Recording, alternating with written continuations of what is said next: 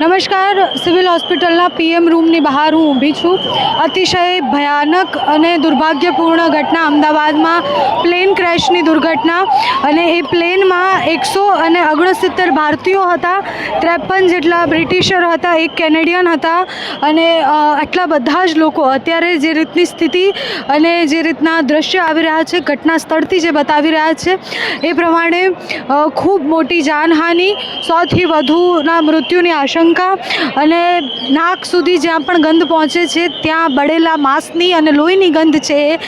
જે થેલીઓમાં એ લાશ લાવવામાં આવી રહી છે, થેલીઓ બળી રહી છે, જે સ્ટ્રેચરમાં એમને લઈને આવવામાં આવી રહ્યા છે એ સ્ટ્રેચરમાં પડતા એ માંસના લોથડા, એ બળેલા માંસ અને એના સિવાય કશું જ નથી બચ્યું. બધું જ રાખ થઈ ગયું છે. ઘટના જ્યાં બની એ કેમ્પની એકદમ નજીક હતું અને હોસ્ટેલ હતી. એ હોસ્ટેલથી પણ જે દ્રશ્ય આવ્યા છે કે જેમ જ પ્લેન ઉડ્યું અને તરત જ એ ક્રેશ થયું છે. હોસ્ટેલની બાજુની જે વસ્તી છે ત્યાં જાનહાનિ થઈ છે.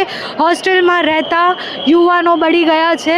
ત્યાંથી પણ જે સમાચાર અને માહિતી આવી છે એ પ્રમાણે બાજુમાં ગર્લ્સ હોસ્ટેલ હતી, ત્યાં સુધી લોકોને નુકસાન થયું છે. કેમ્પ હનુમાન છે ત્યાં સુધી જે એની તીવ્રતા હતી એ ફેલાયેલી હતી. અત્યારે પરિવારજનો ધીરે ધીરે અહીંયા આવી રહ્યા છે. જેમ જેમ ખબર પડે છે એમ સ્થિતિ ખૂબ ભયાનક, વણસેલી અને અત્યારે સંયમ રાખવાની ખૂબ વધારે જરૂર આપણે છે. આ દુર્ઘટના, ટેકનિકલ ખામી અને આટલી લાંબી ફ્લાઇટ છે, જ્યારે એર ઇન્ડિયાની એ ફ્લાઇટ હતી, લંડન જવાની હતી, અને આ કઈ ટેકનિકલ ખામી હશે જેના કારણે આ થયું છે એ પછીનો વિષય છે. જાનહાનિ થઈ છે, ખૂબ મોટી જાનહાનિ છે. કોઈને પણ બચાવવા કે બચવા એ ખૂબ મોટી એવું કહેવાય કે પોસિબિલિટીઝ નથી અત્યારે દેખાઈ રહી. વાસ્તવિકતા તો એ જ છે કે અહીંયા એક પછી એક આવતી એમ્બ્યુલન્સ, એક પછી એક કોથળામાં આવતી લાશો અને એ બળેલા માંસની જે ગંધ છે એ લાંબો સમય સુધી અમદાવાદને ફ્લાઇટમાં જતા લોકોને અને એ ફ્લાઇટમાં જે હતા અનેક વિડીયોઝ પણ આવી રહ્યા છે. જે વિડીયોઝ એવું કહેવાય છે કે છેલ્લા વિડીયોઝ છે. અત્યારે કોઈ અફવાઓમાં ધ્યાન નથી આપવાનું.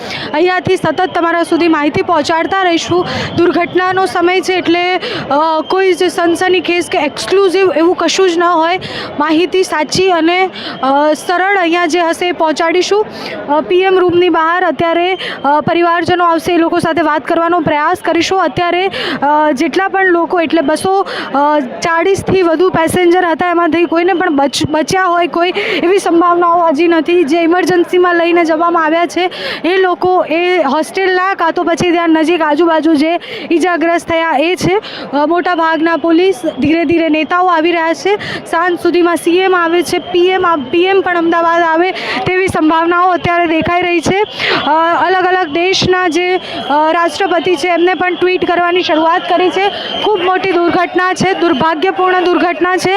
સીએમ રૂપાણી, પૂર્વ સીએમ રૂપાણી પણ એ ફ્લાઇટમાં સવાર હતા અને જે રીતની મોટી દુર્ઘટના થઈ છે, આંકડો, જાનહાનિનો આંકડો, એ મૃતકોનો ખૂબ વધારે વધી શકે તેવી સંભાવનાઓ છે. કારણ કે ઈજાગ્રસ્ત ત્યાં દટાયેલા કાટમાળમાં લોકો જે દટાયા છે એ, અને અહીંયા જે ફ્લાઇટમાં સવાર હતા એ લોકોના બચવાની સંભાવનાઓ ખૂબ ઓછી દેખાઈ રહી છે. એ સ્ટ્રક્ચર મેં મારી નરી આંખે જોયા છે, એ સ્ટ્રેચર મેં મારી નરી આંખે જોયા છે. જે સ્થિતિમાં ફ્લાઇટ ક્રેશ થયું છે એ જોયું છે. એ જોતાં સ્થિતિ ખૂબ ભયાનક છે. શાંતિ, સંયમ રાખવાનો છે. જે પરિવાર છે, પરિવારને ભગવાન શક્તિ આપે આશા છે. અહીંયાથી માહિતી પહોંચાડતા રહીશું.